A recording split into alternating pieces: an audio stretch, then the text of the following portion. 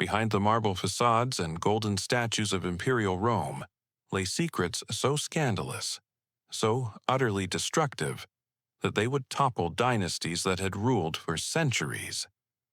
These weren't simple affairs of the heart. They were twisted obsessions that turned love into a weapon of mass destruction, tearing apart the very foundations of the Roman Empire. Today, we're uncovering the forbidden love stories that history tried to bury.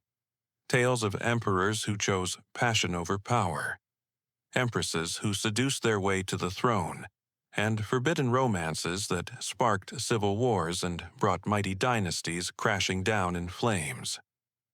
From the Julio-Claudian dynasty's incestuous scandals to the Severan family's murderous love triangles, we'll explore how the most powerful people in the ancient world allowed their hearts to destroy everything their ancestors had built.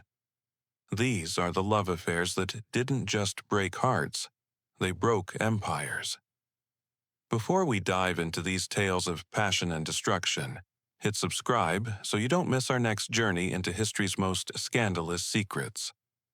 Now, prepare yourself for stories of love so twisted they make modern soap operas look like children's fairy tales. The Julio-Claudian dynasty, founded by Augustus himself, seemed destined to rule Rome forever. But beneath the surface of imperial grandeur, a web of forbidden desires was already beginning to tear the family apart. It started with Julia the Elder, Augustus's own daughter, whose insatiable appetite for scandal would set the tone for generations of imperial dysfunction. Julia wasn't content with the political marriage her father had arranged. Instead, she embarked on a series of affairs that shocked even the most jaded Roman nobles. But these weren't random acts of rebellion. They were calculated moves in a deadly game of power, where love and politics became so intertwined that separating them became impossible. Her affair with Mark Antony's son, Iulus Antonius, wasn't just adultery. It was treason. By sleeping with the son of her father's greatest enemy, Julia was making a statement that would echo through the halls of power. When Augustus discovered the relationship, he didn't just exile his daughter. He ordered the execution of her lover, sending a message that even family bonds couldn't protect those who betrayed the empire through their hearts. But Julia's scandals were just the beginning. Her daughter, Julia the Younger, inherited her mother's taste for dangerous liaisons.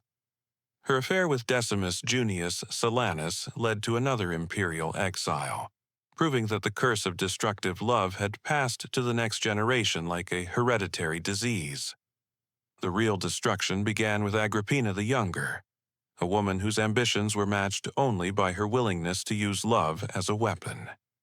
Her seduction of her own uncle, Emperor Claudius, wasn't born of passion. It was a calculated campaign to place her son Nero on the throne, regardless of the cost to the empire. Agrippina's manipulation of Claudius was masterful in its cruelty. She convinced the aging emperor that their marriage was blessed by the gods, even though Roman law explicitly forbade unions between uncles and nieces. She used every tool of seduction at her disposal, turning the imperial bedroom into a battlefield where the future of Rome was decided between silk sheets. The consequences of this forbidden union were catastrophic. Claudius, completely under Agrippina's spell, adopted her son Nero and named him heir over his own biological son, Britannicus. This decision, born from sexual manipulation rather than political wisdom, would lead directly to one of the most destructive reigns in Roman history. But Agrippina's greatest mistake was believing she could control the monster she had created. Once Nero became emperor, he quickly grew tired of his mother's attempts to rule through him. Their relationship, already twisted by years of manipulation and forbidden desire, descended into a deadly game of mutual destruction. The rumors about Nero and Agrippina's relationship went far beyond normal mother-son dynamics. Roman historians whispered about midnight visits to the imperial chambers, about a relationship that had crossed every boundary of decency and law.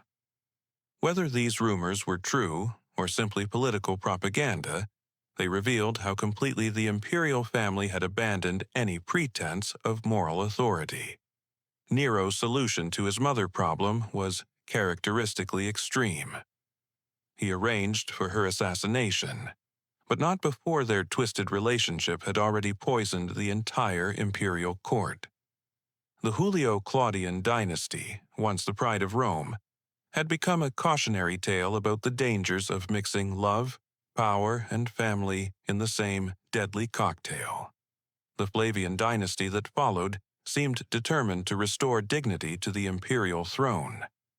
But even they couldn't escape the curse of destructive love that seemed to follow Roman power like a shadow. Emperor Domitian's obsession with his niece Julia led to another scandal that would rock the empire to its foundations.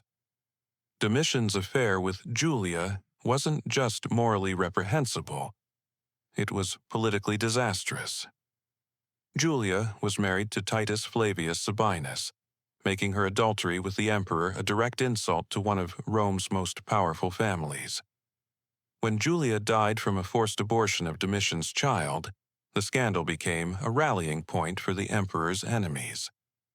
The Severan dynasty brought new blood to the imperial throne, but with it came new forms of romantic destruction. Emperor Caracalla's alleged relationship with his stepmother Julia Domna created a scandal that would haunt the family for generations.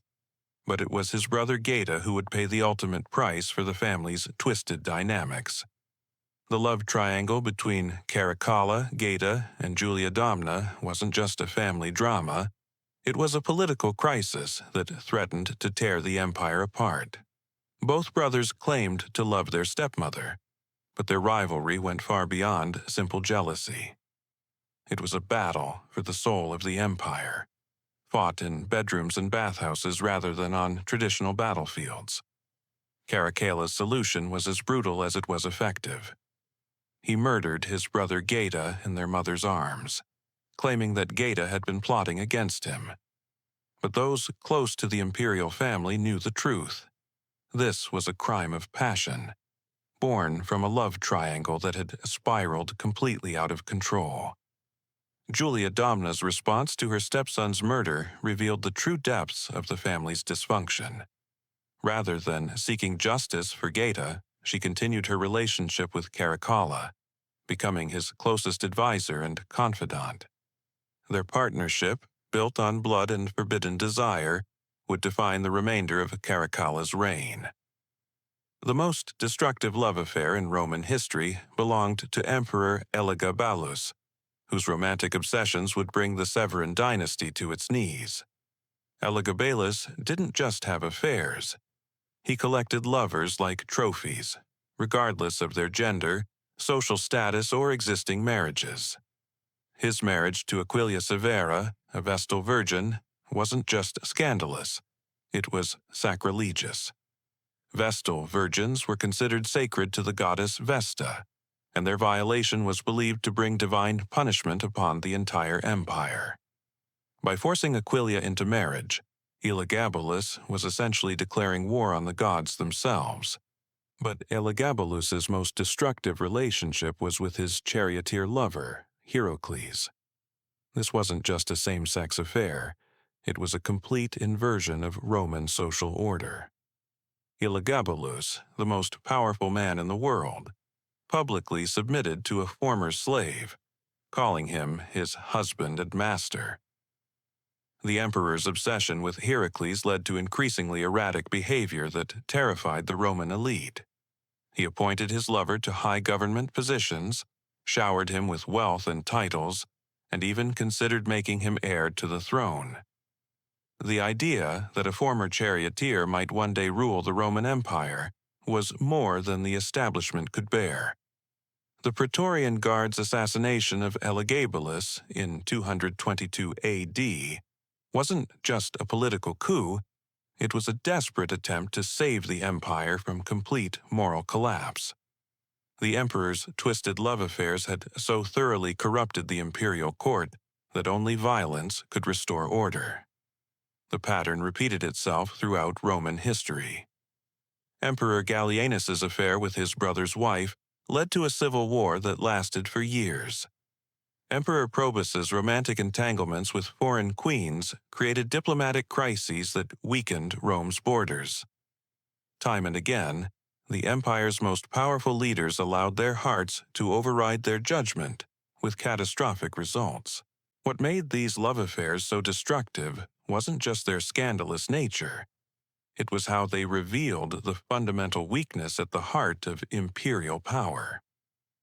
When emperors could have anything they wanted, they inevitably wanted the things they couldn't have. Forbidden love became the ultimate luxury, more precious than gold or territory. The psychological impact of these scandals on Roman society was profound.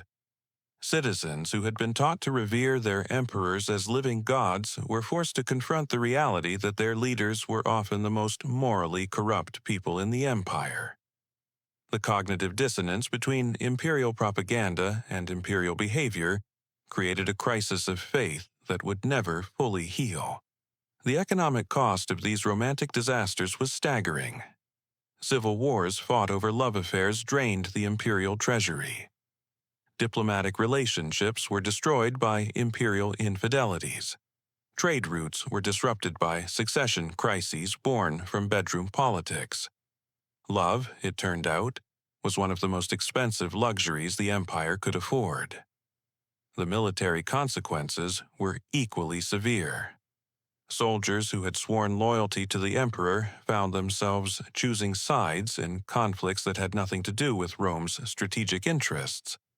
Legions that should have been defending the frontiers were instead fighting each other over which imperial lover deserved to rule. The religious implications of these scandals cannot be overstated. Romans believed that the gods punished moral corruption with natural disasters, military defeats, and political chaos. Every earthquake, every plague, every barbarian invasion was seen as divine retribution for imperial sins.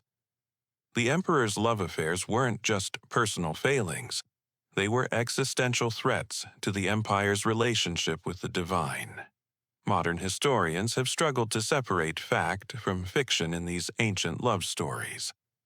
Roman writers often exaggerated scandals for political purposes, turning minor indiscretions into major crises. But even allowing for historical bias, the pattern is clear. Imperial love affairs consistently led to political instability and dynastic collapse. The legacy of these twisted romances extends far beyond ancient Rome. They established patterns of behavior that would be repeated by monarchs and dictators throughout history. The idea that absolute power corrupts absolutely was never more clearly demonstrated than in the bedrooms of Roman emperors. Today, as we examine these ancient scandals, we must ask ourselves difficult questions about power, love, and human nature. The Romans who lived through these crises weren't fundamentally different from us. They were people trying to make sense of leaders whose personal lives had spiraled completely out of control. The marble statues and golden coins that celebrated these emperors have survived, but the dynasties they represented crumbled into dust. In the end, love proved more powerful than armies, more destructive than barbarian invasions, and more lasting than the greatest architectural achievements of the ancient world. The twisted love affairs of Roman emperors remind us that even the mightiest empires are only as strong as the character of those who lead them. When love becomes a weapon and passion becomes policy, the results are always catastrophic, not just for the lovers themselves, but for everyone unfortunate enough to live under their rule.